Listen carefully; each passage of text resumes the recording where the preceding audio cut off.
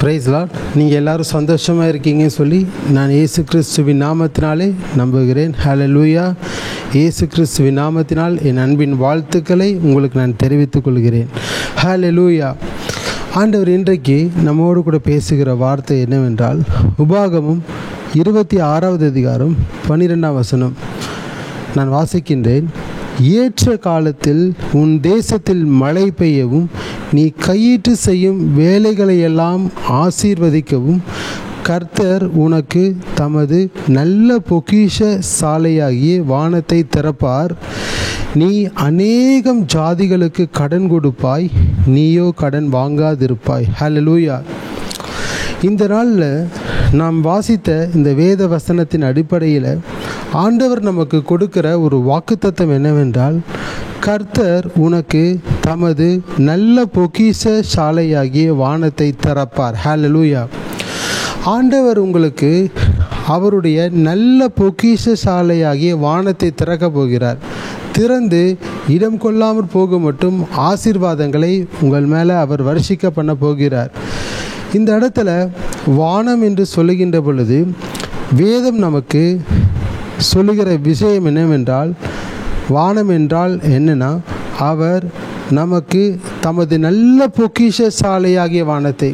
இப்போ வானம் என்று இந்த இடத்துல ஆண்டவர் எதை சொல்லுகிறார் என்றால், நல்ல பொக்கிஷ சாலை, அதான் வானம். ஹல்லேலூயா.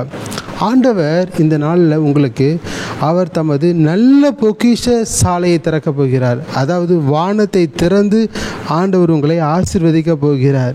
ஹல்லேலூயா. பாருங்களேன், இந்த பூமியிலையும் சில பொக்கிஷ சாலைகள் இருக்கிறது, பரலோகத்திலையும் ஆண்டவர் பொக்கிஷ சாலையை வைத்திருக்கிறார். அங்கிருந்து என்னென்ன ஆசீர்வாதங்கள் நமக்கு தேவை என்பதை பரமபிதா அறிந்திருக்கிறார். அந்த நேரத்தில், சரியான நேரத்தில் ஆண்டவர் அந்த ஆசீர்வாதத்தை கொடுப்பார். பூமியிலும் இந்த பொக்கிஷ சாலைகள் உண்டு. பழைய காலத்தில் வாழ்ந்த ராஜாக்கள் தங்களுடைய ராஜ்ய பாரத்தில் ஒரு பொக்கிஷ சாலையை வைத்திருப்பார்கள். அந்த பொக்கிஷ சாலையிலிருந்து அநேக வெகுமதிகளை, அநேக பணங்களை மற்றவர்களுக்கு கொடுத்து உதவுவார்கள். தங்கள் ராஜ்ய பாரத்தில் என்னென்ன வேலைகளெல்லாம் செய்யணும் அதற்கெல்லாம் அந்த பணத்தை பயன்படுத்துவார்கள். ஏதேனும் ஒரு விஷயத்தை அவர்கள் டாக்குமெண்டேஷன் பண்ண வேண்டும் என்றால் அதை சுருளில் எழுதி அதை அந்த பொக்கிஷ சாலையில் வைத்திருப்பார்கள். அந்த பொக்கிஷ சாலையிலிருந்து அந்த ராஜா தன்னுடைய மனதின் விருப்பத்தின்படியே மற்றவர்களுக்கு என்ன செய்ய வேண்டும் என்று விரும்புகிறானோ அதை செய்வான். ஹல்லேலூயா.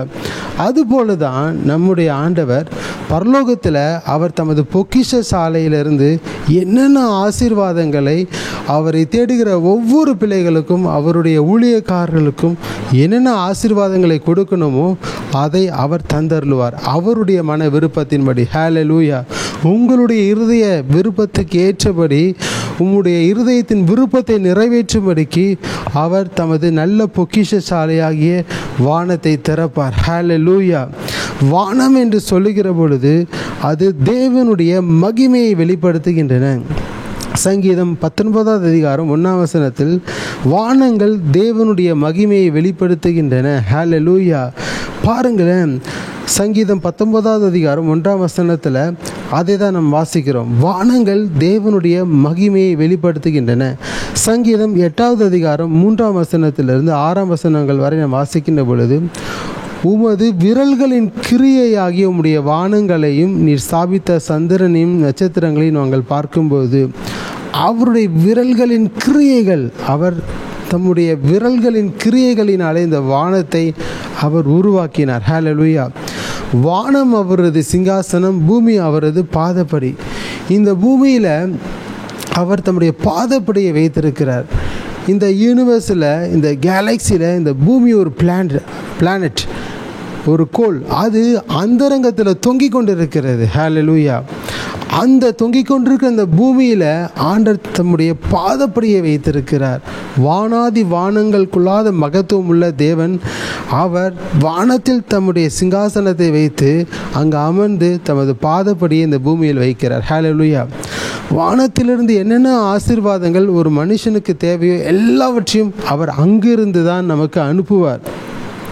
பாருங்களேன், யாக்கோபு 1வது அதிகாரம் 17ஆம் வசனத்தில், நன்மையான எந்த ஈவும் பூரணமான எந்த வரமும் பரத்திலிருந்து உண்டாகி ஜோதிகளின் பிதாவினிடத்திலிருந்து இறங்கி வருகிறது. ஹல்லேலூயா. அவரிடத்தில் யாதொரு மாறுதலும் யாதொரு வேற்றுமை நிழலும் இல்லை. நன்மையான எந்த ஈவும் பூரணமான எந்த வரமும் ஜோதிகளின் பிதாவினிடத்திலிருந்து நமக்கு இறங்கி வருகிறது.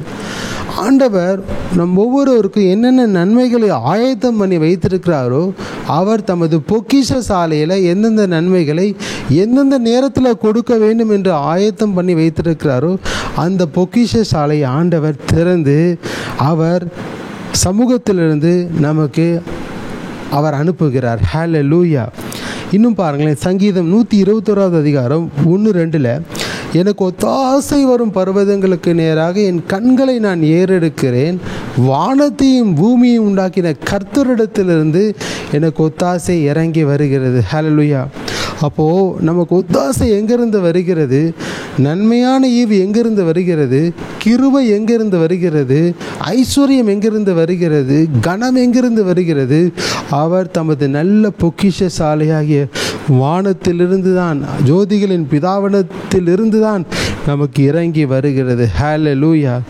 ஆண்டவர் இந்த நாளில் உங்களுக்கு என்னென்ன நன்மைகளை அவர் ஆயத்தம் பண்ணி வைத்திருக்கிறாரோ, அவருக்கு பயந்த ஒவ்வொரு பிள்ளைகளுக்கும், அவருக்கு கீழ்ப்படிந்திருக்கிற ஒவ்வொரு பிள்ளைகளுக்கும் என்னென்ன ஆசீர்வாதங்களெல்லாம் அவர் ஆயத்தம் பண்ணி வைத்திருக்கிறாரோ, அந்த ஆசீர்வாதங்களை அவர் பரலோகத்திலிருந்து, அவருடைய பொக்கிஷ சாலையிலிருந்து ஆண்டவர் நம் ஒவ்வொருவருக்கும் அனுப்புவார். ஹல்லேலூயா. அவர் தமது பொக்கிஷ சாலையாகிய வானத்தை திறப்பார். இந்த உலகத்தில் மனிதர்களுடைய உதவி விருதா, ஆனால் தேவனுடைய உதவி என்னென்றைக்கும் ஒரு மனிதனுக்கு இருக்கும். ஹல்லேலூயா. அப்போ ஆண்டவர் உங்கள் ஒவ்வொருவருக்கும் நன்மையான ஈவுகளை அவர் கொடுக்க அறிந்திருக்கிறார். என்னென்ன ஆசீர்வாதம் வேணும்? குழந்தை பாக்கியம் வேணுமா?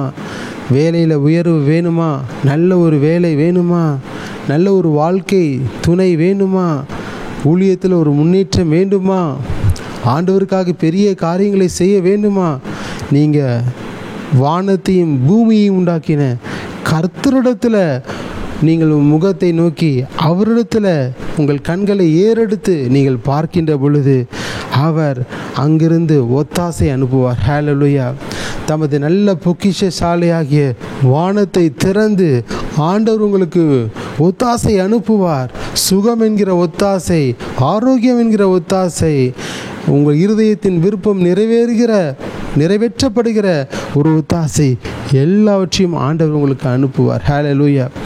அவர் தம்முடைய வானத்தை திறக்கிறார். அவ்வளவு ஆசீர்வாதங்களை அவர் நமக்காக சம்பாதித்து வைத்திருக்கிறார். ஹல்லேலூயா. நீங்கள் பூமியை கடுத்தவைகளை அல்ல, நீங்கள் கீழானவைகள் அல்ல, நீங்கள் மேலானவைகளை தேடுங்கள். பரலோகத்துக்குரியவைகளை தேடுங்கள். உன்னதத்துக்குரியவைகளை தேடுங்கள். மண்ணானவைகளை அல்ல, பரலோகத்துக்குரியவைகளை தேட வேண்டும் என்று ஆண்டவர் விரும்புகிறார். ஹல்லேலூயா. உங்கள் இருதயம் எங்கே இருக்கிறது, உங்கள் பொக்கிஷம் எங்கே இருக்கிறதோ அங்குதான் உங்களுடைய இருதயம் இருக்கும். உங்கள் பொக்கிஷம் எல்லாம் எங்கன்னா ராஜாதி ராஜாவின் சமூகத்தில் இருக்கணும். ஹல்லேலூயா. உங்களுடைய கண்கள், உங்களுடைய இருதயம் எல்லாம் தேவனை நோக்கி பார்த்து கொண்டே இருக்கணும். அப்பொழுது ஆண்டவர் அவர் தமது நல்ல பொக்கிஷ சாலையாகிய வானத்தை ஆண்டவர் திறப்பார். ஹல்லேலூயா. எப்படி ஒரு ராஜா தன்னுடைய நல்ல பொக்கிஷ சாலையிலிருந்து அவருடைய இருதயத்தை திறந்து மனப்பூர்வமாக எப்படி அள்ளி தன்னோடு வேலை செய்கிறவர்களுக்கும் அங்கே இருக்கிற ஏழை எளிய மக்களுக்கும் என்னென்ன காரியங்கள்லாம் செய்யணுமோ எல்லாவற்றுக்கும் உதவி செய்கிறாரோ, அதே போல தான் ஆண்டவர் உங்களுக்கு உதவி செய்ய வல்லமையுடைய தேவனாக இருக்கிறார். ஹல்லேலூயா. பாருங்கள், எஸ்ட்ரா 6வது அதிகாரம் 1-4 வரைக்கும் வாசிக்கின்ற பொழுது, இந்த பூமியில் ஒரு ராஜா இருந்தார். அவருடைய பேர் கோரேஸ். அந்த கோரேஸ் என்பவர் என்ன செய்தாராம்? இஸ்ரவேல் மக்கள் பாபிலோன் தேசத்தில் 70 வருஷம் அடிமைத்தனத்தில் இருந்த பொழுது, அந்த அடிமைத்தனம் முடிந்த பிறகு 70 வருஷம் முடிந்த பிறகு ஆண்டவர் பரலோகத்தின் தேவன் அந்த கோரேஸ் ராஜாவுடைய ஆவியை ஏவி மீண்டும் இடிந்து போன தேவனுடைய அலங்கத்தையும் இடிந்து போன தேவனுடைய ஆலயத்தையும் கட்டுவதற்கு அவர் இருதயத்தை திறந்து அவருடைய பொக்கிஷ சாலையிலிருந்து அவர் பண உதவிகளை இஸ்ரவேல் மக்களுக்கு கொடுத்தார். ஹல்லேலூயா. அதில் நெகேமியா தேவனுடைய அந்த இஸ்ரவேலின் அலங்கத்தை கட்டுகிறவனாகும். செருபாபேல் தேவனுடைய ஆலயத்தை கட்டுகிறவனாகும். செருபாபேலோடு சில டீம் இருந்தாங்க. அவர்கள் எல்லாரும் தேவனுடைய ஆலயத்தை கட்டுவதற்காகவும் ஆண்டவரால் முன்குறிக்கப்பட்டு அனுப்பப்பட்டார்கள். அந்த காரியத்தை செய்வதற்கு ஒரு புறஜாதியான ராஜாவாகிய பாபிலோன் ராஜாவாகிய கோரேசின் ஆவியை ஆண்டவர் ஏவி இந்த காரியத்தை செய்தார். அப்பொழுது அவர் என்ன செய்தார் பாருங்க, ஒரு சுருளை எழுதி அவருடைய பொக்கிஷ சாலையில் வைத்திருந்தார். அவர் இஸ்ரவேல் மக்கள் ஆலயத்தை கட்டுவதற்கு உதவி செய்கிறேன், அதற்கு அனுமதி கொடுக்கிறேன் என்று அவர் அந்த அனுமதியை அந்த சுருளில் எழுதி வைத்திருந்தார். ஆனால் பாருங்கள், இஸ்ரவேல் மக்கள் அங்கே போன பிறகு செருபாபேல் போய் தேவனுடைய ஆலயத்தை கட்டுகிற பொழுது அந்த இடத்துல அவர்களுக்கு விரோதமாக மனிதர்கள் எழும்பினாங்க. சன்பலாத்து தொபியா எழும்பிய தேவனுடைய ஆலயத்தை கட்ட அவர்கள் தடை செய்து அதை முடக்கி போட்டாங்க. அப்பொழுதுதான் ஆண்டவர் தீர்க்கதரிசிகள் மூலமாய் செருபாபேலோடும் அவருடைய டீமோடும் பேசி இந்தமாரி கோரேஸ் ராஜாவுடைய உள்ளத்தை ஆண்டவர் ஏவி அவர்தான் இந்த ஆலயத்தை கட்டுவதற்கு அனுமதி கொடுத்தார். அவருடைய கஜானாவிலிருந்து பண உதவிகளை செய்தாரே, பின்பு ஏன் அவர்கள் தடுத்து நிறுத்தி கொண்டிருக்கிறார்கள் என்று ஆராய்ந்து பார்க்க சொன்னார்கள். உடனே செருபாபேல் அவங்க டீம் போய் ஆராய்ந்து பார்க்கின்ற பொழுது அந்த நேரத்தில் அந்த பாபிலோன் மாகாணத்துக்கு ராஜாவாக இருந்தவர் தரியுவிடம் வந்து அவர்கள் கேட்ட பொழுது, அப்பொழுது தரியு முன்பாக ஆண்ட அந்த கோரேஸ் ராஜாவினுடைய அந்த பொக்கிஷ சாலையை ஆராய்ந்து பார்க்கிற பொழுது அதில் ஒரு சுருள் கண்டுபிடிக்கப்பட்டது. அந்த சுருளில் எழுதியிருந்தது, தேவனுடைய ஆலயத்தை கட்ட வேண்டும். எந்த இடத்துல தேவனுடைய ஆலயம் இடிக்கப்பட்டதோ அதே இடத்துல தேவனுடைய ஆலயம் கட்டப்பட வேண்டும். அதற்குண்டான எல்லா பண செலவுகளும் ராஜாவின் கஜானாவிலிருந்து அவர்களுக்கு கொடுக்கப்படும் என்று எழுதியிருந்தது. பாருங்களேன், அவருடைய இருதயம் எப்படி திறந்த இருதயமாக மாறினது. அவருடைய பொக்கிஷ சாலையிலிருந்து தேவனுடைய ஆலயத்தை கட்டுவதற்கு அவர் பண உதவிகளை செய்தார், அனுமதிகளை கொடுத்தார், தடைகளை உடைத்து போடுவதற்கு அவர் சுருளை எழுதி வைத்தார். பின்பு அந்த சுருள் கிடைத்தவுடனே நின்று போன தேவனுடைய ஆலயத்தை மீண்டும் அவர்கள் எடுத்து கட்டினார்கள். தேவனுடைய ஆலயம் மகிமையான ஆலயமாக மாறினது. முந்தின ஆலயத்தின் மகிமையை பார்க்கலும் பிந்தின ஆலயத்தின் மகிமை பெரிதாக இருந்தது. இது எப்படி நடந்தது? ஒரு உலக பிரகாரமான ஒரு ராஜாவுடைய இருதயத்தை ஆண்டவர் ஏவி திறந்து அவருடைய பொக்கிஷ சாலையிலிருந்து தேவனுடைய ஊழியத்திற்கென்று தேவ மனிதர்களுக்கு கொடுக்க வைத்தாரே, ஹல்லேலூயா. அதே போலதான் பரலோகத்தின் தேவனுடைய இருதயம் அதை காட்டிலும் உதாரத்துவமான ஒரு மனப்பூர்வமான இருதயம். அவர் எந்த மனிதனுக்கு என்ன செய்ய வேண்டும் என்பதை அவர் அறிந்திருக்கிறார். அவர் தம்முடைய இருதயத்தை அவர் திறந்து அவர் ஆசீர்வாதத்தை கொடுக்கின்ற பொழுது யாரும் தடை செய்யவே முடியாது. ஹல்லேலூயா. அவர் தன்னுடைய இருதயத்தை திறந்து அவருடைய பொக்கிஷத்தை, அந்த கர்த்தர் தமது நல்ல பொக்கிஷ சாலையாகிய வானத்தை திறந்து ஏராளமான ஆசீர்வாதங்களை தாராளமாய் உங்கள் மேலே வர்ஷிக்க பண்ணுவார். ஹல்லேலூயா. இந்த நாளில் இருந்து அதுதான் உங்கள் வாழ்க்கையில் நடக்க போகிறது. நீங்கள் இழந்து போன எல்லா ஆசீர்வாதத்தையும் நீங்கள் பெற்றுக்கொள்ள போகிறீர்கள். ஆண்டவர் உங்களுக்காக தமது நல்ல பொக்கிஷ சாலையாகிய வானத்தை திறக்க போகிறார். இதுவரை எந்தெந்த ஆசீர்வாதங்கள்லாம் உங்களுக்கு அடைக்கப்பட்டிருந்ததோ, எந்தெந்த கதவுகள்லாம் உங்களுக்கு அடைக்கப்பட்டிருந்ததோ அந்த கதவுகளை எல்லாம் ஆண்டவர் திறக்க போகிறார். ஹல்லேலூயா.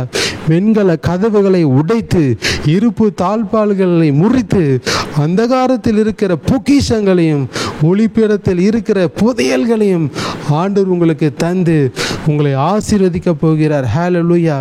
உச்சிதமான ஆசீர்வாதங்களுக்கு ஆண்டவர் உங்களை பங்குள்ளவர்களாக மாற்றப் போகிறார். உன்னதத்துக்குரிய ஆசீர்வாதங்களுக்கு சொந்தக்காரர்களாக ஆண்டவர் உங்களை மாற்றி இருக்கிறார். ஆண்டவர் உங்கள் பேரை பெருமைப்படுத்த போகிறார். ஹல்லேலூயா. இதுவரை காத்திருக்குதலுக்கு ஆண்டவர் ஒரு முடிவை கொண்டு வரப்போகிறார். ஹல்லேலூயா.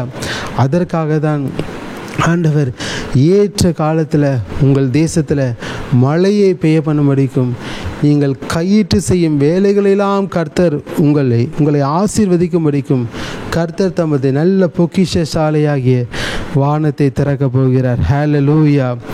பாருங்களேன்,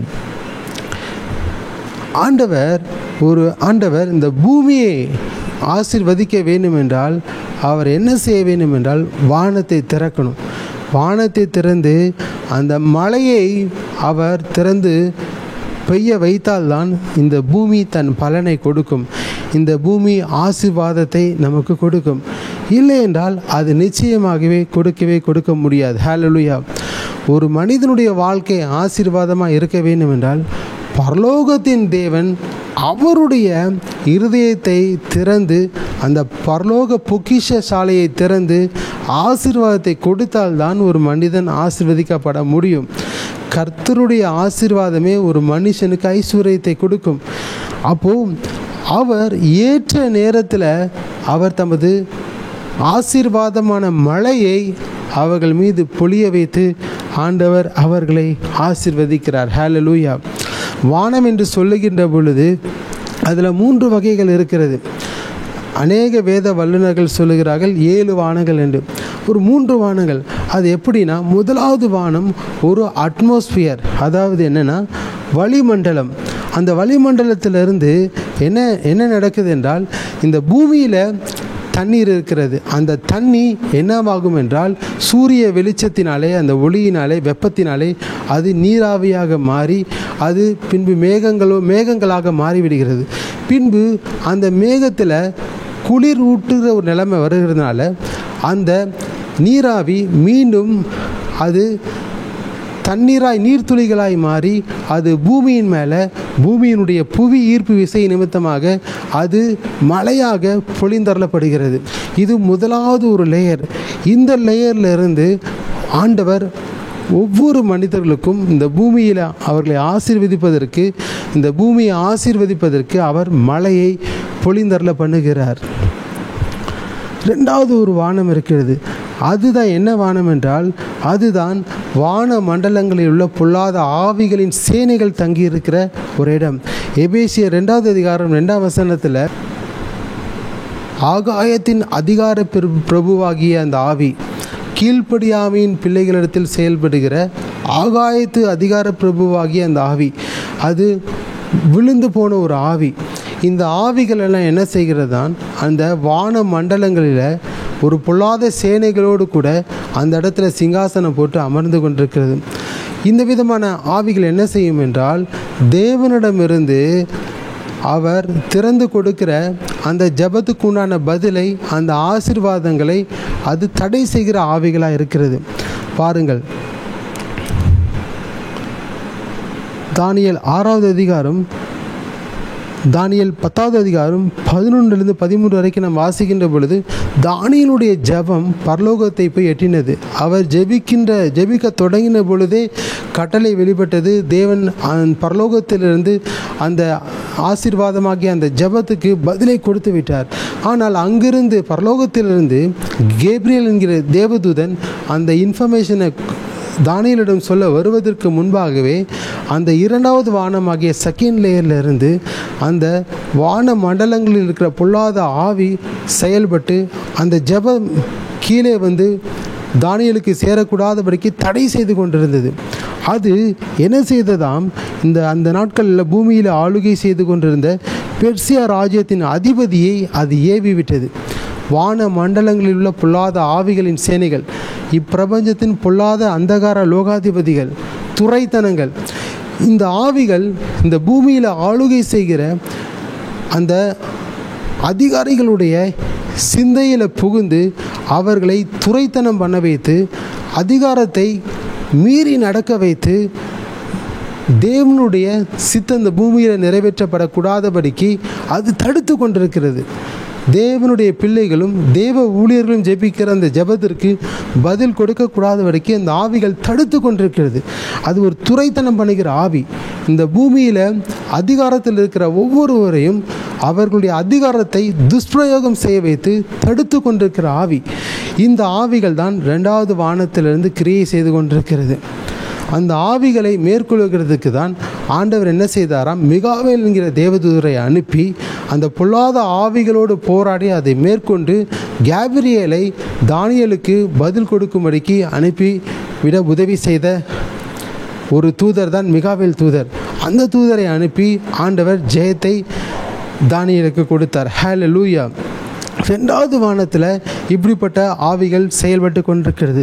மூன்றாவது வானம் அதுதான் நாம் பார்க்கின்றோம். 2 கொரிந்தியர் 12வது அதிகாரம் 1-4 வரைக்கும் வாசிக்கின்ற பொழுது, அப்போஸ்தலனாகிய பவுல் 3ஆம் வானம் வரைக்கும் நான் எடுத்துக்கொள்ளப்பட்டேன் என்று சொல்லுகிறார். அந்த 3ஆம் வானம் அது ஒரு பரதேசியாக இருக்கிறது. அந்த இடத்துல யார் இருப்பார்கள் என்றால், இந்த பூமியில் கிறிஸ்துவுக்குள் மரித்து இப்போது அடக்கம் பண்ணப்படுறாங்களே அவர்களுடைய ஆத்துமா அந்த பரதேசியில் இலைபாரி கொண்டிருக்கும். இன்னும் வானாதி வானங்கள் என்று தேவனுடைய வார்த்தையை சொல்லியிருக்கிறது. ஆண்டவர் வானாதி வானம் கொள்ளாத மகத்துவம் உள்ள தேவன். இந்த வானங்களே கொள்ள முடியாது. வானாதி வானங்கள், அநேக வானங்கள் இந்த பூமியில் இருந்து கொண்டிருக்கிறது. அதற்கு அளவே இல்லை, அந்த வானத்திற்கு அளவே இல்லை. அப்போது வானாதி வானம் கொள்ளாத தேவன் தன்னுடைய வானங்களுக்கு மேலாக உள்ள அந்த வானங்களில் சிங்காசனத்தை போட்டு அமர்ந்து அங்கிருந்து நமக்கு பதிலை கொடுத்து கொண்டிருக்கிறார். ஹல்லேலூயா. இந்த வானாதி வானங்களின் மேலே அவர் வாசம் செய்து கொண்டிருக்கிறார். அங்கு சிங்காசனம் போட்டு அமர்ந்திருக்கிறார். அங்கிருந்து தான் அவர் நன்மையான எந்த ஈவையும் பூர்ணமான எந்த வரத்தையும் இந்த மனிதர்களுடைய வாழ்க்கையில் நிறைவேற்றுவார். பரலோகத்தில் சாங்ஷன் ஆகலைன்னா இந்த பூலோகத்தில் என்னதான் காரியங்கள் செய்தாலும் என்னதான் பிரயாசப்பட்டாலும் அது அந்த பிரயாசம் வெற்றியான பிரயாசமாக இருக்கவே முடியாது. அவர் திறந்தார் தான். அவர் பூரண சர்க்குணராக இருக்கிறார். அவர் இருதயத்தை திறந்து ஆசீர்வாதத்தை கொடுத்தால்தான் இந்த பூமியில் மனிதர்கள் ஆசீர்வதிக்கப்பட முடியும். ஹல்லேலூயா. இன்றைக்கி ஆண்டவர் அவர் தமது நல்ல பொக்கிஷசாலையாகிய ஆண்டவர் வானத்தை திறக்கப் போகிறார்.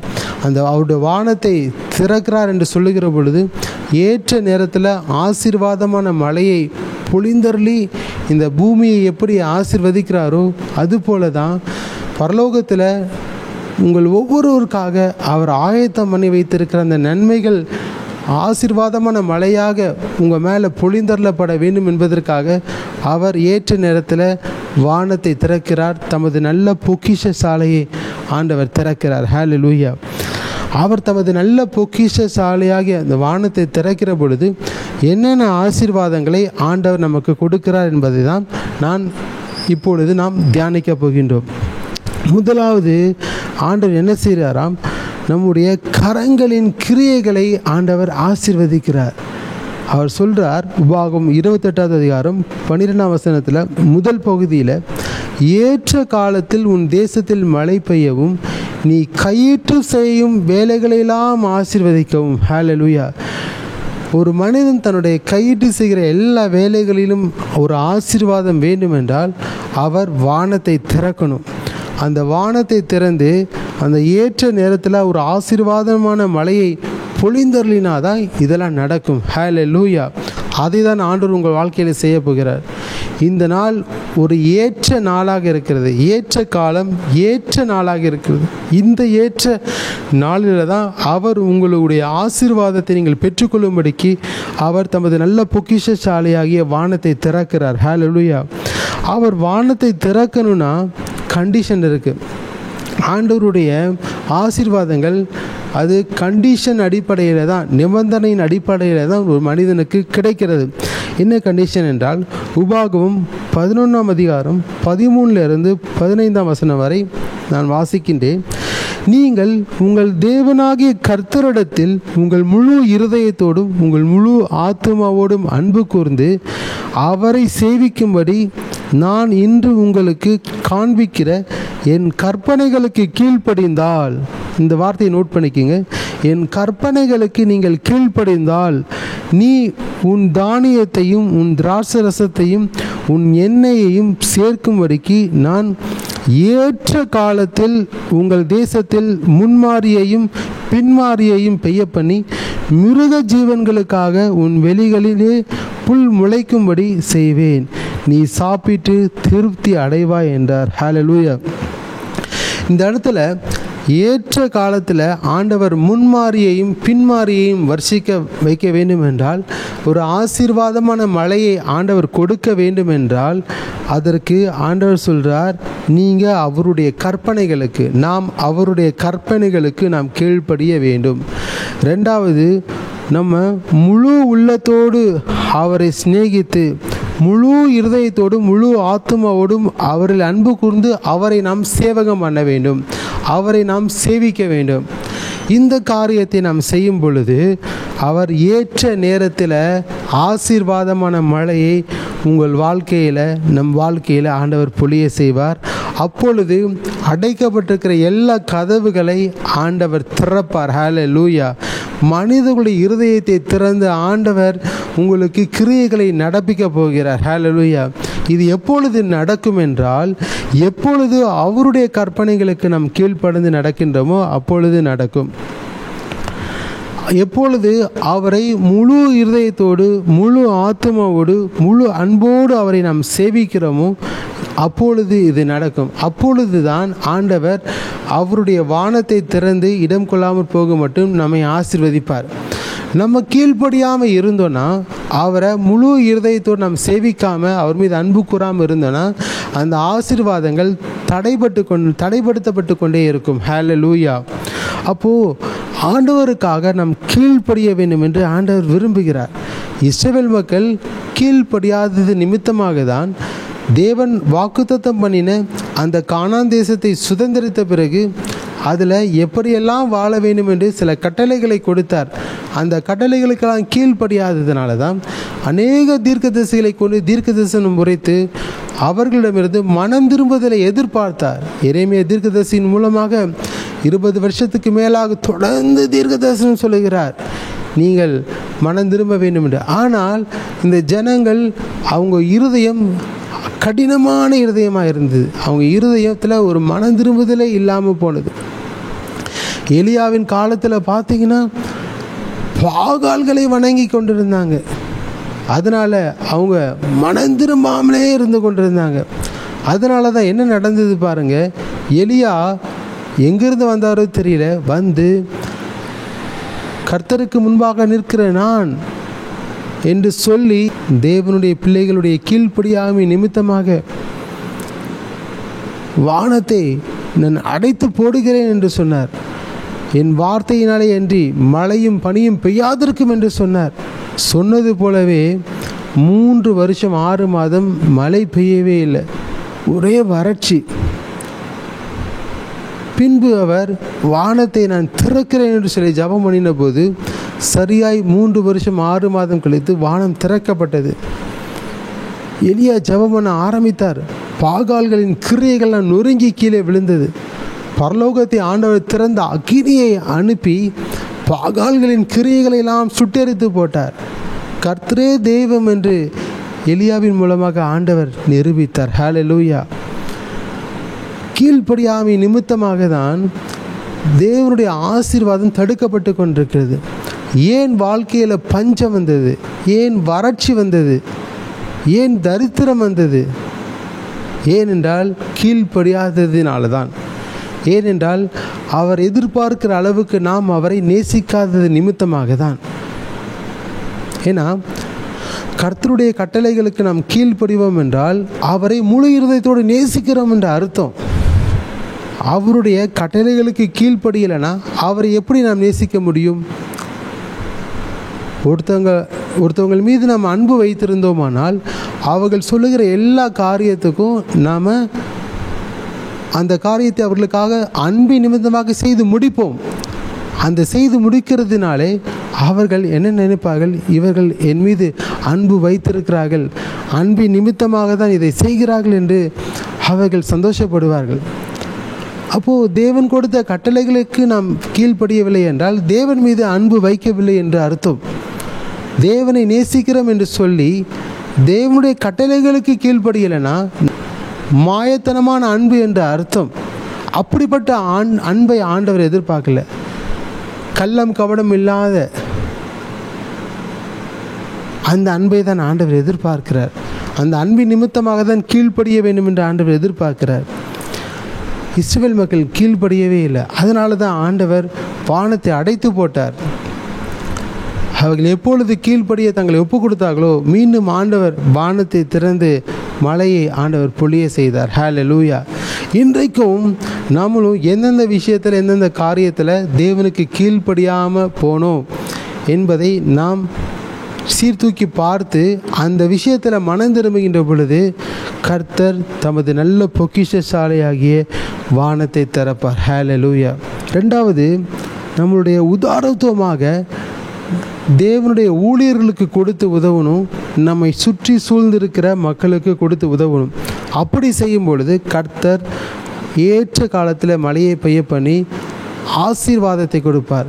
கர்த்தர் தமது நல்ல பொக்கிஷசாலியாகிய வானத்தை திறந்து என்னென்ன ஆசீர்வாதங்கள் உங்களுக்கு வேணுமோ எல்லாவற்றையும் கொடுப்பார்.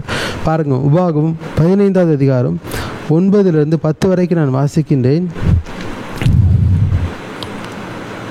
விடுதலை வருஷமாகிய 7ஆம் வருஷம் கிட்டியிருக்கிறது என்று சொல்லி உன் இருதயத்திலே பொல்லாத நினைவு கொண்டு உன் ஏழை சகோதரனுக்கு கொடாமல் மறுத்து அவன் மேல் வன்கண் வைக்காதபடிக்கும் அவன் உன்னை குறித்து கர்த்தரை நோக்கி அபயமிடாதபடிக்கும் எச்சரிக்கையாயிரு. அப்படி செய்வாயானால் அது உனக்கு பாவமாக இருக்கும். அவனுக்கு தாராளமாய் கொடுப்பாயாக. அவனுக்கு கொடுக்கும்போது உன் இருதயம் விசனப்படாதிருப்பதாக. அது நிமித்தம் உன் தேவனாகிய கர்த்தர் உன்னுடைய எல்லா கிரியைகளிலும் நீ கையிட்டு செய்யும் எல்லா காரியங்களிலும் ஆண்டவர் உன்னை ஆசீர்வதிப்பார். ஹல்லேலூயா. நாம் கையிட்டு செய்கிற எல்லா வேலைகளிலும் நமக்கு ஆசீர்வாதம் வேணும்னா அவர் ஏற்ற காலத்தில் அவர் ஆசீர்வாதமான மழையை பொழிய வேண்டுமென்றால் நம்ம என்ன செய்ய வேண்டுமென்றால், நம்மோடு கூட இருக்கிறவர்களுக்கு, நம்முடைய ஏழை சகோதரர்களுக்கு, நம்ம வீட்டில் வேலை செய்கிறவர்களுக்கு அவர்களுக்கு முகங்கோணாமல் தாராளமாய் கொடுத்து உதவ வேண்டும். அவர்களுக்கு முகம் கோணாமல், நம்முடைய இருதயம் விசனப்படாமல் தாராளமாய் மனப்பூர்வமாய் அவர்களுக்கு கொடுத்து உதவுகின்ற பொழுது ஆண்டவர் நாம் கையிட்டு செய்கிற எல்லா வேலைகளிலும் ஆண்டவர் நமக்கு ஆசீர்வாதத்தை கொடுப்பார். நம்முடைய இருதயத்தை விசனப்படுத்தக்கூடாது, நம்ம இருதயத்தை கடினப்படுத்தக்கூடாது. ஆண்டவர் நம்மை ஆசீர்வதித்திருக்கிறார். அவர்களுக்கு கொடுத்து உதவுகின்ற பொழுது கர்த்தர் சொல்லுகிறார், நீ கையிட்டு செய்யும் எல்லா வேலைகளிலும் நான் உன்னை ஆசீர்வதிப்பேன். ஹல்லேலூயா. அப்பொழுது ஏற்ற காலத்தில் நான் உன் தேசத்திலே மழை பெய்ய பண்ணுவேன். உன் தேசம் வாழ்க்கை போடும். நீ ஆசீர்வாதமாய் இருப்பாய். நீ கையிட்டு செய்கிற எல்லா வேலைகளிலும் உனக்கு நான் ஆசீர்வாதத்தை கடலிடுவேன் என்று ஆண்டவர் சொல்லுகிறார். ஹல்லேலூயா. இன்னும் உபாகமம் 14வது அதிகாரம் 29ஆம் வசனம், லேவியனுக்கு உன்னோட பங்கும் சுதந்திரம் இல்லாதபடியினால் அவனும் உன் வாசல்களில் இருக்கிற பரதேசியும் திக்கற்றவனும் விதவையும் வந்து புசித்து திருப்தி அடைவார்களாக. அப்பொழுது உன் கை செய்யும் வேலையிலெல்லாம் உன் தேவனாகிய கர்த்தர் உன்னை ஆசீர்வதிப்பார். பாருங்க, இந்த வசனத்தில் ஆண்டவர் தெளிவாய் சொல்லுகிறார், உன் வாசல்களில் இருக்கிற பரதேசியும் திக்கற்றவனும் விதவையும் வந்து புசித்து திருப்தி அடைவார்களாக. லேவியனுக்கு உன்னோட பங்கும் சுதந்திரம் இல்லை, அதனால் அவர்களுக்கும் நீ கொடுத்து உதவி செய்கின்ற பொழுது அப்பொழுது உன் கை செய்யும் வேலையிலெல்லாம் உன் தேவனாகிய கர்த்தர் உன்னை ஆசீர்வதிப்பார். ஹல்லேலூயா. பரலோகத்திலிருந்து ஆண்டவர் வானத்தை திறக்காமல் அந்த மலையை அடைத்து போட்டார் என்றால் இந்த பூமியில் விவசாயம் செய்கிறவர்கள் எப்படி தங்களுடைய கைகளின் பிரயாசத்தில் அவர்கள் பலனை காண முடியும்? அவர்கள் என்னதான் பிரயாசப்பட்டாலும் அந்த கைகளின் பிரயாசமெல்லாம் விருதாவாக தான் போகும். ஏனென்றால் அவர் ஏற்ற நேரத்தில் அந்த மழையை அவர் கொடுக்கல. மழையை கொடுத்தா தானே பூமி ஆசீர்வதிக்கப்பட முடியும். கனி கொடிகளை அது விளைவிக்க முடியும், புல் பூண்டுகளை விளைவிக்க முடியும், அது பசுமையாக இருக்க முடியும். இல்லை என்றால் அது வறண்டு போன ஒரு நிலமாக தான் இருக்கும் அல்லவா? யாருக்கும் பயனில்லாத ஒரு நிலத்தை போல தான் இருக்கும் அல்லவா? அதற்காக தான் ஆண்டவர் என்ன சொல்லுகிறார்னா, நீங்கள் அவருக்கு கீழ்ப்படுகின்ற பொழுது, அவருடைய சத்தத்துக்கு செவி கொடுக்கின்ற பொழுது, அவருக்கு முழு இருதயத்தோடு முழு ஆத்மாவோடு அவரை தேடி அவர் மீது அன்பு கூர்ந்து அவரை சேவிக்கின்ற பொழுது, தேவனுடைய ஊழியத்துக்கு உண்டான தேவைகளை சந்திக்கும்படிக்கு அவர்களுக்கு பண உதவியை செய்கின்ற பொழுது, உங்கள் அருகில் உள்ள ஏழை எளிய மக்கள், விதவைகள், திக்கற்றவர்களுக்கு நம்மால் இயன்ற உதவிகளை தாராளமாய் இருதயம் விசனப்படாமல் ஏராளமாய் கொடுத்து அவர்களுக்கு உதவி செய்கின்ற பொழுது ஆண்டவர் நிச்சயமாகவே ஏற்ற காலத்தில் மழையை பெய்ய பண்ணுவார். முன்மாரியையும் பெய்ய பண்ணுவார், பின்மாரியையும் பெய்ய பண்ணுவார். உங்கள் வாழ்க்கையை அவர் அலங்கரித்து அவர் கட்டி உங்களை மேன்மைப்படுத்துவார். ஹல்லேலூயா. எல்லா ஆசீர்வாதங்களையும் நீங்கள் அனுபவிக்கும்படிக்கு ஆண்டவர் உதவி செய்வார். அடுத்தது, ஆண்டவர் அவர் வானத்தை திறக்கின்ற பொழுது என்ன ஆசீர்வாதங்கள் கிடைக்கும் என்றால், அவர் பரிபூர்ண நன்மையை கொடுப்பார். ஹல்லேலூயா. கைகளின் கிரியைகளை ஆசீர்வதிப்பார், பரிபூர்ண நன்மையை கொடுப்பார். இப்போ விவசாயிகளுடைய அவங்க கைகளின் கிரியைகள் ஆசீர்வதிக்கப்பட வேண்டும் என்றால் அவர்களுக்கு மழை பெய்தருளினால் உடைய ஆசீர்வதிக்கப்பட முடியாது. அந்த மழை பெய்தால்தான் பூமியில் அந்த அவர்கள் பயிரிடுகிற அந்த பயிர்கள் பூமியில் முளைக்கும், பூமியில் அது பலனை கொடுக்கும், பூமியில் அது விருத்தி ஆகும்.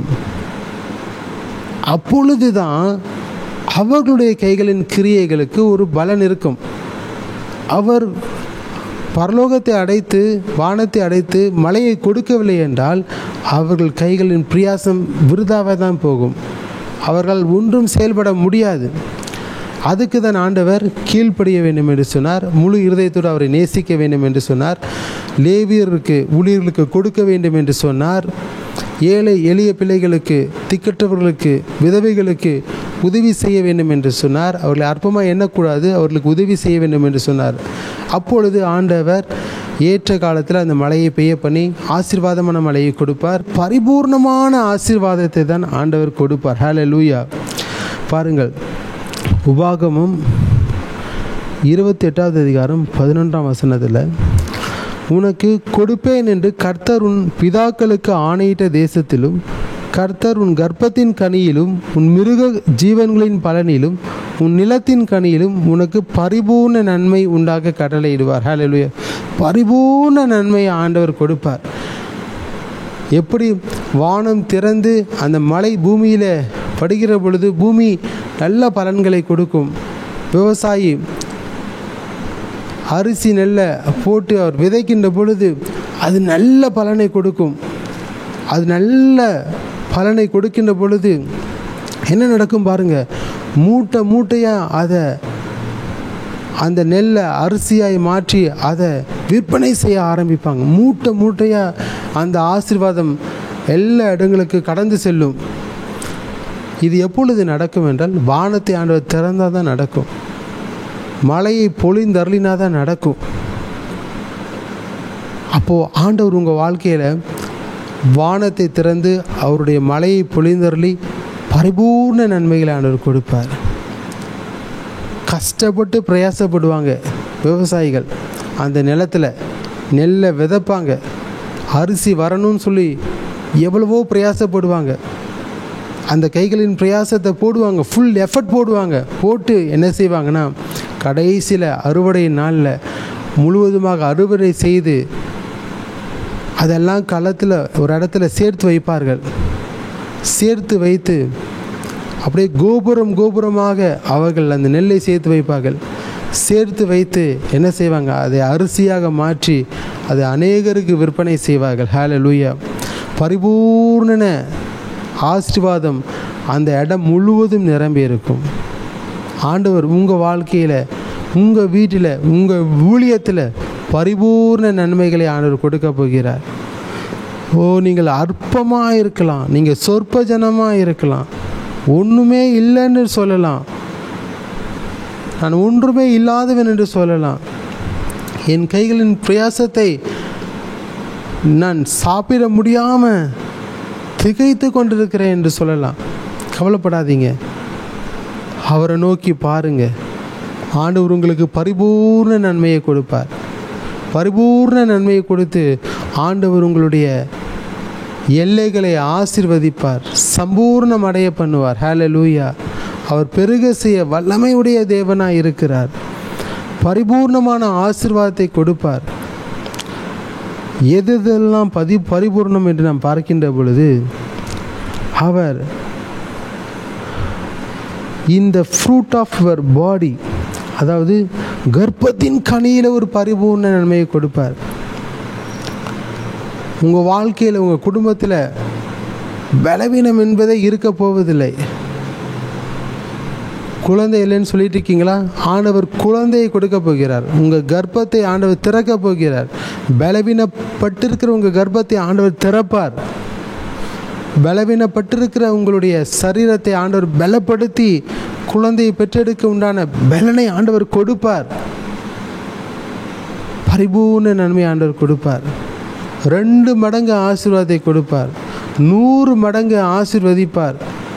உபாகமம் 1:11 படி உங்கள் பிதாக்களின் தேவனாகிய கர்த்தர் தாம் சொல்லியபடியே 1000 மடங்கு உங்களை ஆசீர்வதிக்க, பரிபூர்ணமாய் ஆசீர்வதிக்க அவர் வல்லமையுடைய தேவனாக இருக்கிறார். சங்கீதம் 105வது அதிகாரம் 24ஆம் வசனம் 37ஆம் வசனத்தை வாசித்து பாருங்கள். அவர் தம்முடைய ஜனங்களை மிகவும் பலுக பண்ணி அவர்களுடைய சத்துருக்களை பார்க்கிலும் அவர்களை பலவான்கள் ஆக்கினார். அப்பொழுது அவர்கள் வெள்ளியோடும் பொன்னோடும் புறப்பட்டார்கள். அவர்கள் கோத்திரங்களில் பலவீனப்பட்டவன் ஒருவனும் இருந்ததில்லை. ஹல்லேலூயா. இஸ்ரவேல் ஜனங்கள் எகிப்தின் அடிமைத்தனத்தில் இருக்கும்போது அவர்களை ஒடுக்கினார்கள். அவர்கள் வர வர விருத்தி அடைந்தார்கள், பழுகி பெருகினார்கள். எகிப்தியர் பொறாமை கொண்டு அவர்களை ஒடுக்கினார்கள். எந்த அளவுக்கு அவர்களை ஒடுக்கினார்களோ அந்த அளவுக்கு அவர்கள் வளர்ந்து வளர்ந்து பெருக ஆரம்பித்தார்கள். பரிபூர்ண நன்மையினால் அவர்களை நிரப்பினார். அவர்களில் பலவீனப்பட்டவன் ஒருவனும் இருந்ததில்லை. இஸ்ரவேலில் பலவீனப்பட்டவன் ஒருவனும் இருந்ததில்லை. இன்றைக்கி நீங்கள் பலவீனப்பட்டிருக்கீங்களா? குழந்தையை பெற்றெடுப்பதுக்குண்டான பலனே இல்லைன்னு சொல்லி கொண்டிருக்கீங்களா? ஆண்டவரை நம்புங்க, இயேசுவை நம்புங்க. அவர் உங்களுக்கு பலனை தருவார். பிள்ளைகள் கர்த்தரால் வரும் சுதந்திரம், கர்ப்பத்தின் கனி அவரால் கிடைக்கும் பலன் என்று சங்கீதம் 127:4 நாம் வாசிக்கின்றோம். அவர்தான் ஒரு சுதந்திரத்தை கொடுப்பார், உங்களை பலப்படுத்துவார். ஹல்லேலூயா. கர்ப்பத்தின் கனியில் ஆண்டவர் உங்களுக்கு பரிபூர்ண நன்மையை ஆண்டவர் உண்டாக்கி கொடுப்பார். இன்னும் பாருங்க, அதே உபாகம் 28வது அதிகாரம் 11ஆம் வசனத்தில் மிருக ஜீவன்களின் பலனில் ஒரு சூசையை கொடுப்பார். ஹல்லேலூயா. ஆண்டவர் அந்த நாட்களில் மிருக ஜீவன்களை கொடுக்குறாருன்னா எதுக்குன்னா, பிஸ்னஸ் பண்ணுறதுக்கு. அந்த மிருக ஜீவன்கள் பால் கறக்கும், அதை பிஸ்னஸ் பண்ணணும், அதை சேல்ஸ் பண்ணணும். அந்த மிருக ஜீவன்கள் குட்டி போடும், அதை சேல்ஸ் பண்ணணும். அது மந்தை பெருகி கொண்டே இருக்கும். அப்படிப்பட்ட பரிபூர்ண நன்மையை ஆண்டவர் உங்களுக்கு கொடுக்க போகிறார். பாருங்கள், ஆதியாகமம் 13வது அதிகாரம் 2ஆம் வசனத்தை வாசிக்கின்ற பொழுது 5-6 வரை வாசிக்கின்ற பொழுது, ஆபிரகாம் மிருக ஜீவன்களும் வெள்ளியும் பொன்னுமான ஆசிகளை உடைய சீமானாயிருந்தான். அவனுக்கு ஆடு மாடுகள்லாம் பெருகிடுச்சு. அவனோடு கூட வந்த லோத்துக்கும் அதே போல தான் ஆடு மாடுகள் பெருகிடுச்சு. வசனம் சொல்லுகிறது, அவர்களுடைய ஆஸ்தி மிகுதியாயிருந்தபடியால் அவர்கள் ஒருமித்து வாசம் பண்ண ஏதுவில்லாமர் போயிடுச்சு. ஹல்லேலூயா. அந்த அளவுக்கு அவர்களுடைய மந்தைகளை ஆண்டவர் பெருக செய்தார். ஹல்லேலூயா. ஆசீர்வாதத்தின் மேலே ஆசீர்வாதத்தை பெருக செய்தார். ஆபிரகாம் பாருங்க, ஏசப்பா சொன்ன அந்த வார்த்தைக்கு கீழ்ப்படிந்ததுனால தான் உன் தகப்பனையும் உன் தாயையும் விட்டு உன் சொந்த ஜனத்தை விட்டு பிரிந்து நான் சொல்லுகிற இடத்துக்கு போ என்று சொன்ன அந்த ஒரே வார்த்தைக்கு கீழ்ப்படிந்து அவர் புறப்பட்டு போனதுனால தான் அவருக்கு பரிபூர்ண ஆசீர்வாதத்தை ஆண்டவர் கொடுத்தார். ஹல்லேலூயா. ஆண்டவர் உங்களுக்கும் அதே பரிபூர்ண ஆசீர்வாதத்தை கொடுக்க போகிறார். அவருக்கு நீங்கள் கீழ்ப்படிந்திருக்கிற பொழுது பரிபூர்ண ஆசீர்வாதத்தை ஆண்டவர் கொடுப்பார்.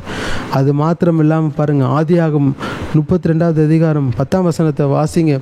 யாக்கோபு தன்னுடைய தாய் தகப்பனுடைய வழி நடத்துதலின்படி தன்னுடைய மாமனார் வீட்டுக்கு பதான் அராமுக்கு போகின்ற பொழுது கோலும் கையுமாக தான் புறப்பட்டு சென்றார். ஆனால் அங்கிருந்து மீண்டும் தன்னுடைய தாய் தகப்பன் வீட்டுக்கு திரும்பி வருகிற பொழுது அவர் இரட்டை பரிவாரங்களை உடையவராய், 2 பரிவாரங்களை உடையவராய், ஆசீர்வதிக்கப்பட்டவராய் வந்தார். ஆடு மாடுகள்லாம் பெருகி அவர் பழுகி பெருகினவர்களாக இருந்தார். ஹல்லேலூயா.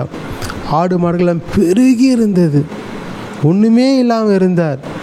தேவனுடைய வார்த்தைக்கு கீழ்ப்படிந்து நடந்ததுனால ஆண்டவர் அவரை இரு பரிவாரங்களுக்கு சொந்தக்காரர்களாய் மாற்றினார். ஹல்லேலூயா. இரட்டை பரிவாரங்கள் உள்ளவர்களாய் மாற்றினார். ஆண்டவர் அவரை அபரிவிதமாய் ஆசீர்வதித்தார். பரிபூர்ண நன்மை நிறைந்தவராய் ஆசீர்வதித்தார். தன்னுடைய சகோதரனுக்கு வெகுமதி கொடுக்கிற அளவுக்கு ஆண்டவர் யாக்கோபை அவருடைய கைகளின் கிரியைகளை ஆசீர்வதித்து அவரை பரிபூர்ணம் அடைய செய்தார். ஹல்லேலூயா. உங்கள் வாழ்க்கையில் அந்த மாதிரி செய்ய மாட்டாரா? நிச்சயமாகவே ஆண்டவர் செய்வார். ஈசாக்கு கூட பாருங்கள், ஆதியாகமம் 26வது அதிகாரம் 13-14 வரை வாசித்து பாருங்கள். அவன் ஐஸ்வர்யவனாகி வர வர விருத்தி அடைந்த மகா பெரியவனானான். அவனுக்கு ஆட்டு மந்தையும் மாட்டு மந்தையும் அநேக பணிவிடைக்காரரும் இருந்தபடியினால் பெலிஸ்தியர் அவன் பேரில் பொறாமை கொண்டார்கள். அநேகர் உங்களை பார்த்து பொறாமை கொள்ளுகிற அளவுக்கு ஆண்டவர் உங்களை ஆசீர்வதிக்க போகிறார். ஹல்லேலூயா. உங்களுக்கு ஒரு சோர்ஸை கொடுக்க போகிறார். உங்கள் பிஸ்னஸில் ஆண்டவர் ஒரு பரிபூர்ண நன்மையை கொடுக்க வைக்க போகிறார். உங்கள் பிஸ்னஸை பெருக செய்ய வைக்க போகிறார். ஹல்லேலூயா. அது சாதாரண பிஸ்னஸாக இருந்தாலும் பெரிய பிஸ்னஸாக இருந்தாலும் நீங்கள் எதை குறித்தும் கவலைப்படாதீங்க.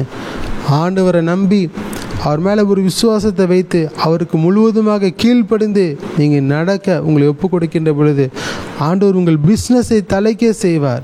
உங்கள் பிஸ்னஸை ஆண்டவர் பெருக செய்வார். ஹல்லேலூயா. அதன் மூலமாக ஆண்டவர் உங்கள் தேவைகளை சந்திப்பார். அநேகருடைய தேவைகளை சந்திப்பார். இந்த சமுதாயத்தில் ஆண்டவர் உங்களை ஒரு உன்னதமான ஒரு பெரிய இடத்துல ஆண்டவர் உங்களை தூக்கி நிறுத்துவார். ஹல்லேலூயா. அப்படிப்பட்ட ஒரு பரிபூர்ண ஆசீர்வாதத்தை தான் ஆண்டவர் உங்கள் வாழ்க்கையில் கொடுக்க போகிறார். ஒன்றுமே இல்லை. யாக்கோபு கோலும் கையுமாக தான் யாக்கோபு புறப்பட்டு சென்றான். இப்பொழுதோ ஆண்டவரே தேவரீர் என்னை இவ்விரு பரிவாரங்களுக்கு சொந்தக்காரனாய் மாற்றியிருக்கிறீரே என்று சொல்லி யாக்கோபு ஆண்டவரை பார்த்து நன்றி சொல்லி துதித்து கொண்டிருந்தார். அதுபோல தான் இப்போ உங்ககிட்ட ஒன்றுமே இல்லாமல் இருக்கலாம், ஆனால் ஒரு நாள் வரும், அந்த நாளில் உங்களுக்கு எல்லாமே இருக்கும். யாக்கோபை போல் ஆண்டவரை பார்த்து சொல்லுவீங்க, என்கிட்ட ஒன்றுமே இல்லாமல் இருந்தது, இப்பொழுது ஆண்டவர் எனக்கு இரு பரிவாரங்களை கொடுத்திருக்கிறார். 2 மடங்கு என்னை ஆண்டவர் ஆசீர்வதித்திருக்கிறார். 100 மடங்கு ஆசீர்வதித்திருக்கிறார்.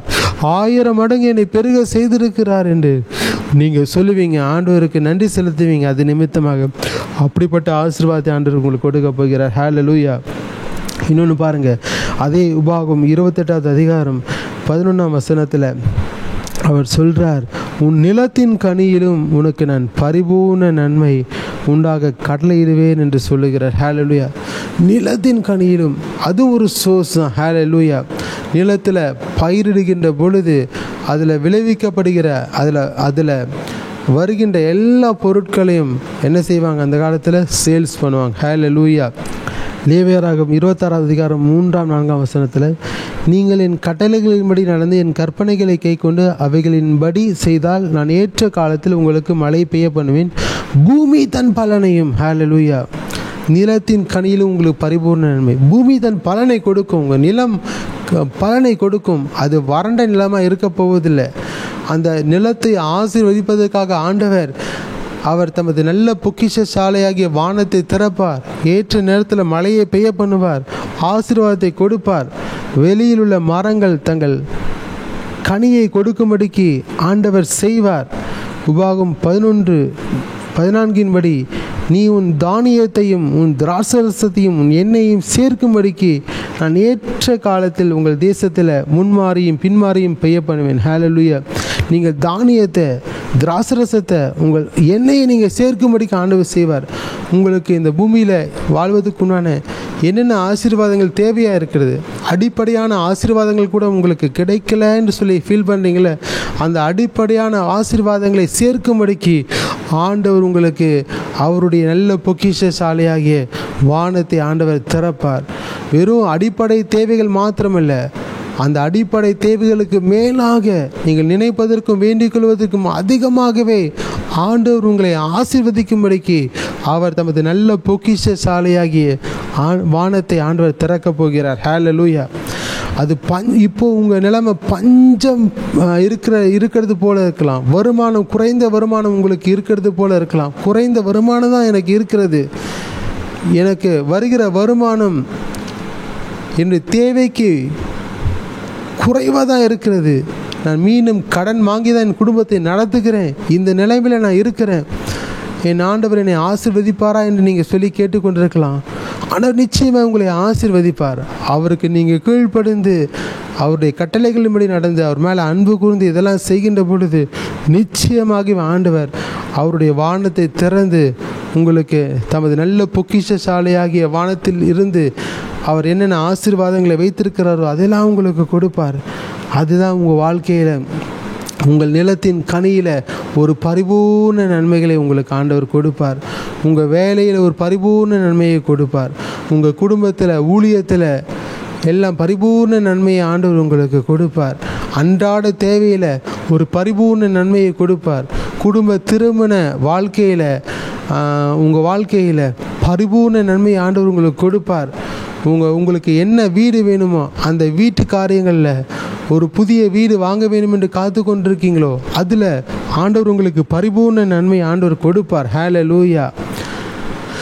இப்போ என்கிட்ட இப்போ வீடு வாங்குவதுக்குண்டான பணமே இல்லை என்று நீங்கள் சொல்லலாம். ஆண்டவர் அந்த பணத்தையும் ஆண்டவர் உங்களுக்கு கை கூடி வரும்படிக்கு யார் மூலமாவது ஆண்டவர் உதவி செய்வார். ஹல்லேலூயா.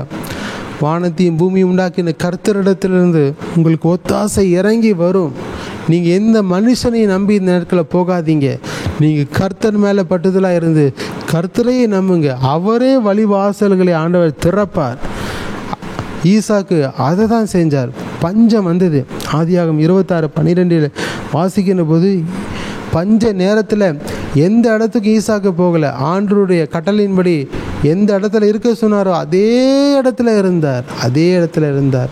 பெலிஸ்தியர் அவரை பார்த்து பொறாமைப்படுகிற அளவுக்கு அந்த இடத்துல ஆண்டவர் ஈசாக்கை ஆசீர்வதித்தார். பாருங்க, ஈசாக்கு அந்த தேசத்தில் விதைத்தான். கர்த்தர் அவனை ஆசீர்வதித்ததினால் அந்த வருஷத்தில் 100 மடங்கு பலன் அடைந்தான். ஹல்லேலூயா. உங்களுக்கு ஆண்டவர் 100 மடங்கு ஆசீர்வாதத்தை கொடுக்க போகிறார். பஞ்ச நேரத்தில் ஆண்டவருடைய கட்டளைக்கு நீங்கள் கீழ்ப்பணிந்து இருக்கின்ற பொழுது ஆண்டவர் உங்களை அபரிவிதமாய் ஆசீர்வதிப்பார். ஹல்லேலூயா. 100 மடங்கு ஆண்டவர் உங்களை ஆசீர்வதிப்பார். ஆண்டவர் உங்கள் பேரை பெருமைப்படுத்த போகிறார். சத்துருக்களுக்கு மத்தியில் உங்களுக்கு ஒரு பந்தியை ஆயத்தப்படுத்த போகிறார். ஹல்லேலூயா. நிச்சயமாகவே இதை ஆண்டவர் உங்கள் வாழ்க்கையில் செய்வார். உபாகம் 28:12 ஆண்டவர் சொல்கிறார், நீ அநேகம் ஜாதிகளுக்கு கடன் கொடுப்பாய், நீயோ கடன் வாங்காதிருப்பாய். ஹல்லேலூயா. இனி நீங்கள் கடன் வாங்கி உங்கள் குடும்பத்தை நீங்கள் நடத்த போவது இல்லை. இனி மற்றவர்களுக்கு கடன் கொடுக்கிற அளவுக்கு தான் ஆண்டவர் உங்கள் வாழ்க்கையை ஆசீர்வதிக்க போகிறார். ஹல்லேலூயா. நீங்கள் எதை குறித்து நீங்கள் கவலைப்படாதீங்க. உங்களுடைய சரீரத்தில் ஒரு புதிய பலனை கொடுப்பார். உங்கள் தொழிலில் ஒரு புதிய ஆசீர்வாதத்தை ஆண்டவர் கட்டளையிடுவார். நீங்கள் கையிட்டு செய்யும் வேலைகளெல்லாம் ஆண்டவர் ஆசீர்வதிக்க போகிறார். அதற்காக தான் ஆண்டவர் தமது நல்ல பொக்கிஷசாலையாகிய வானத்தை ஆண்டவர் திறக்கிறார். ஹல்லேலூயா. எத்தனை பேர் விசுவாசிக்கிறீங்க? இந்த நாளிலிருந்து அதுதான் உங்கள் வாழ்க்கையில் நடக்க போகிறது. இப்பொழுது கண்களை மூடிக்கொள்ளுங்க. ஆண்டவரை பார்த்து சொல்லுங்கள், ஆண்டவரே நீர் என்னை ஆசீர்வதியும் அப்பா. நீர் என்னை ஆசீர்வதித்தால் ஒழிய நான் உண்மை விடப்போவதில்லை என்று சொல்லுங்கள். இப்பொழுது ஆண்டவர் உங்களை ஆசீர்வதிக்கிற நேரம். ரிஹாந்த ரபா ஷியாந்தரகேதி ரிகபா லஹுதர் யாந்தரபா ரபா ஷியாந்தரகதரபா. கர்த்தருடைய ஆசீர்வாதமே ஐஸ்வர்யத்தை தரும், அதனோடு அவர் வேதனையை கூட்டார். ஏற்ற காலத்தில் நான் மழை பெய்ய பண்ணுவேன். நீ கையிட்டு செய்யும் வேலைகளெல்லாம் ஆசீர்வதிக்கும்படிக்கு கர்த்தர் உனக்கு தமது நல்ல பொக்கிஷ சாலையாகிய வானத்தை திறப்பார். நீயோ கடன் வாங்குவதில்லை, இனி நீ கடன் கொடுக்கிறவனாய் நீ மாறுவாய். கர்த்தர் உன்னை வாளாக்காமல் தலையாக்குவார், நீ கீழாகாமல் மேலாவாய். உன் சம்பத்தை தேசத்தில் பெருகி இருக்கும்.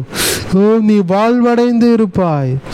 உன்னை உபத்திரவப்படுத்தினவர்கள் மத்தியில், உன்னை வேதனைப்படுத்தினவர்கள் மத்தியில், உன்னை அவமா எண்ணினவர்கள் மத்தியில் கர்த்தர் உன்னை வாழ வைக்கிறார். இயேசு உன்னை வாழ வைக்கிறார். இன்றைக்கு நீ மனம் திரும்பு. இன்றைக்கு கர்த்தருக்கு உன் இருதயத்தை ஒப்புக்கொடு. இன்றைக்கு அவருக்கு கீழ்ப்படிந்து நடப்பேன் என்று நீ ஒரு பொருத்தனை பண்ணு. ஏசப்பா பார்த்து நாம் சொல்லுகின்ற பொழுது, அப்பா உடைய வார்த்தைக்கு நான் கீழ்ப்படிந்து நடப்பேன் என்று சொல்லுகிற பொழுது ஆண்டவர் வானத்தை திறக்கிறார். ஹல்லேலூயா. இதுவரை தடைபட்டிருந்த எல்லா ஆசீர்வாதங்கள் இயேசு கிறிஸ்துவின் நாமத்தில் இப்பொழுது ஜெபிக்கிறேன். அது அந்த தடைகள் உடைக்கப்பட்ட அந்த ஆசீர்வாதம் இப்போது ரிலீஸ் ஆவதாக ஆண்டவரே, இப்பொழுது ரிலீஸ் ஆவதாக ஆண்டவரே. திறந்த வாசலை இவர்களுக்கு முன்பாக நீர் வைத்திருக்கிறீர், அதை ஒருவனும் பூட்ட மாட்டான் என்று சொல்லி இருக்கிறீர். நீர் இவர்களுக்காக திறந்ததை யாரும் பூட்டக்கூடாதப்பா. நீரே ஆண்டவரை திறப்பீராக ஆண்டவரே, நீரே திறந்த ஆசீர்வாதங்களுக்கு கொடுப்பீராக ஆண்டவரே. இவர்கள் சிரசின் மேலே இப்போது ஆசீர்வாதம் வந்து இறங்கட்டும் அப்பா. எல்லா கட்டுகளை ஆண்டவரை உடைத்து போடுங்க ஆண்டவரே, எல்லா தடைகளை உடைத்து போடுங்க ஆண்டவரே. இப்பொழுது அற்புதத்தை இவர்கள் வாழ்க்கையில செய்யுங்க ஆண்டவரே, செய்யுங்க ஆண்டவரே, செய்யுங்க ஏசப்பா. ஹல்லேலூயா, ஹல்லேலூயா. ஆண்டவரே, திருமண தடைகள்லாம் உடைக்கப்பட்டு ஏற்ற துணையை கொடுங்க ஆண்டவரே, ஏற்ற துணையை கொடுங்க ஆண்டவரே. எப்படியாவது ஒரு அற்புதத்தை அப்பா இவர்கள் வாழ்க்கையில நீங்க செய்யுங்க ஆண்டவரே. ஆண்டவரே, எப்படியாவது ஒரு அற்புதத்தை செய்யுங்க ஆண்டவரே. நல்ல வேலையை கொடுத்து ஆசீர்வதிங்க அப்பா ஆண்டவரே. நல்ல ஒரு ஆண்டவர் துணையை கொடுத்து ஆசீர்வதிங்கப்பா. குழந்தை பாக்கியத்தை கொடுத்து ஆசீர்வதிங்கப்பா. வருமானத்தில் ஆண்டவரே உயர்வை கொடுத்து ஆசீர்வதிங்கப்பா. வருமானத்தில் ஒரு ஆண்டவரே வருமானத்தை ஆண்டவரை அதிகப்படுத்தி ஆசீர்வதிங்க ஆண்டவரே. ஆண்டவரே உமக்கு ஸ்தோத்திரம் அப்பா. ஆண்டவரே உம்மை நாங்கள் துதிக்கிறோம் ஆண்டவரே. இயேசுவே, இந்த நாளிலிருந்து இந்த ஆசீர்வாதம் இறங்கி வரட்டும் அப்பா. கர்த்தர் மகிமைப்படுங்கப்பா. இயேசு கிறிஸ்துவின் நாமத்தில் ஜெபிக்கிறோம் எங்கள் நல்ல பிதாவே, ஆமென். சரி, எல்லாரும் சேர்ந்து சொல்லலாம். என் ஆத்துமாவே கர்த்தரை சோதரி, என் முழு உள்ளமே அவருடைய பரிசுத்த நாமத்தை சோதரி. என் ஆத்துமாவே கர்த்தரை சோதரி, அவர் செய்த சகல உபகாரங்களையும் மறவாதே. ஆமென், ஆமென், ஆமென். ஹல்லேலூயா. ஆண்டவர் உங்களை அபரிவிதமாக ஆசீர்வதிக்கிறார். சந்தோஷப்பட்டு களி கூறுங்க. ஆமென்.